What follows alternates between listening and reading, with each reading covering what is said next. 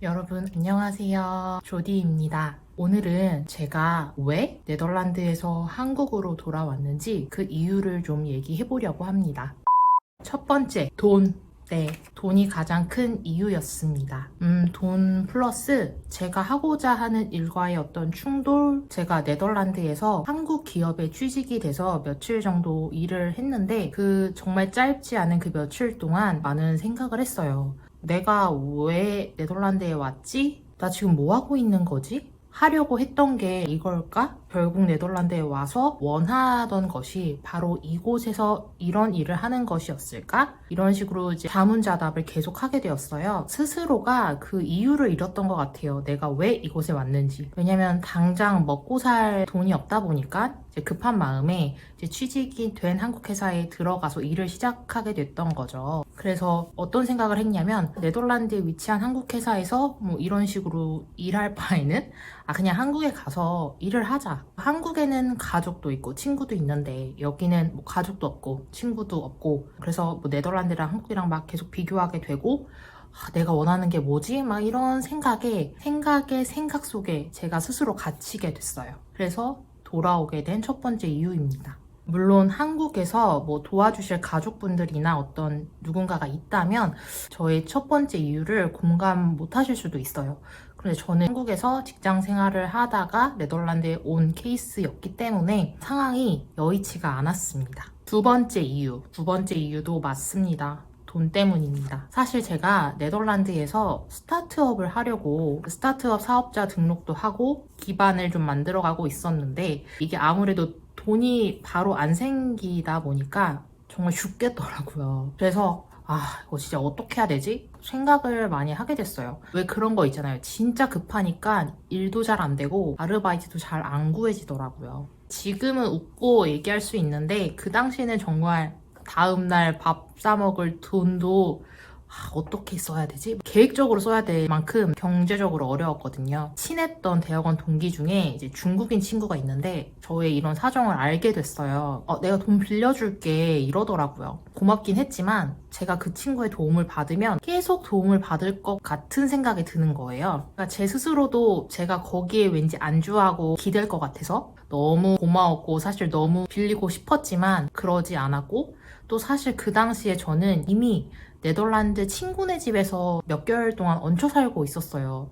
왜냐면 돈이 없어서 월세도 못 냈었거든요. 그래서 급하게 그 집도 나오고 친구네 집에서 살았는데 너무 또 막 친구들한테 의지하는 것도 아닌 것 같고 더 이상 신세를 지고 싶지 않았습니다. 그래서 한국에 가자. 아무래도 그게 최선의 방법이었었습니다. 세 번째. 네, 또 말하기 너무 민망한데 세 번째도 돈입니다. 경제적으로 너무 힘드니까 제 스스로가 여기밖에 보지를 못하더라고요.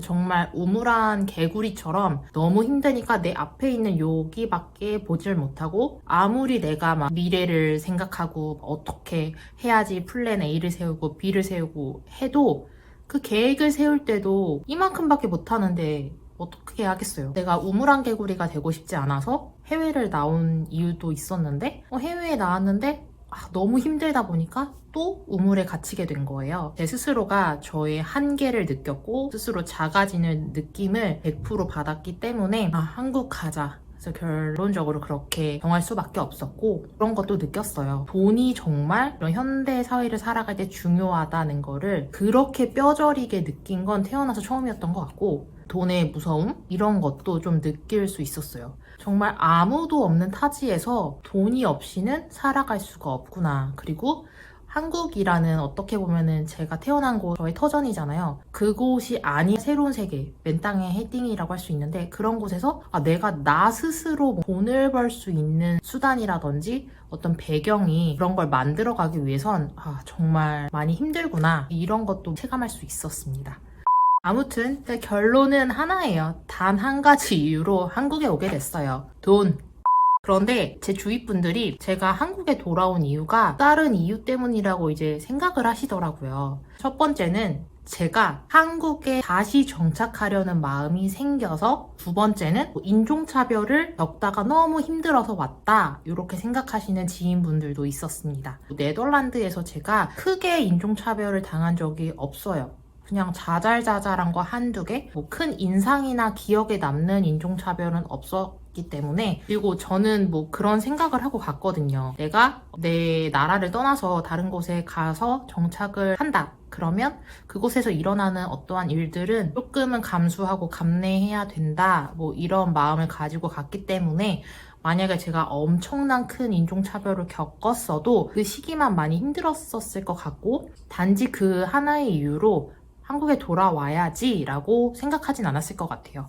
그만큼 한국을 떠나서 해외로 가서 뿌리를 내려야겠다라고 마음먹은 사람들한테는 큰 요소를 차지하는 것 같지는 않습니다. 세 번째, 살아보니 네덜란드가 생각보다 별로라서 이렇게 말씀하시는 분들이 제일 많았어요. 네덜란드는 제가 살아봤더니 제가 생각했던 대로 정말 좋은 국가였고 복지 국가였고 원칙적인 국가였습니다.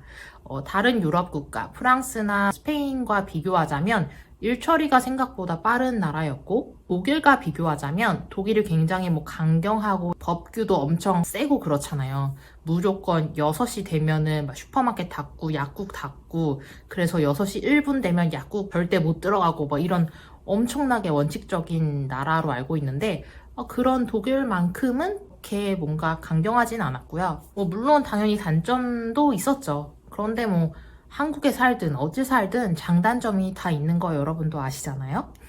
어쨌건 저는 한국에 있지만 그래도 네덜란드 그리고 유럽 관련 이런 이야기를 여러분들과 할 수 있어서 너무너무 좋은 것 같아요. 네덜란드에 살았었을 때는 생각도 못한 일이었거든요. 제가 만약에 돌아오지 않았다면 한국과 네덜란드 또는 한국과 유럽을 생생하게 비교하면서 영상을 찍지는 못했을 것 같습니다.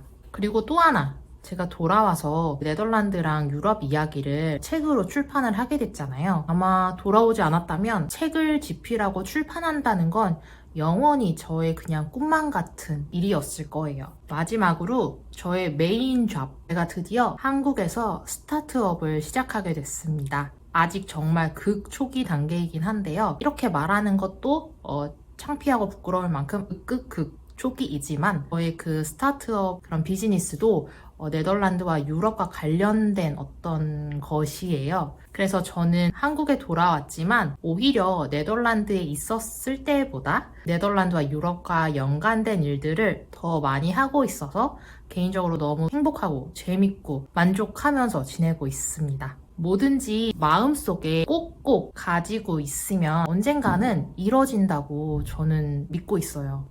오늘도 영상 봐주셔서 감사드리고요. 다음에 또 만나요. 파이니다!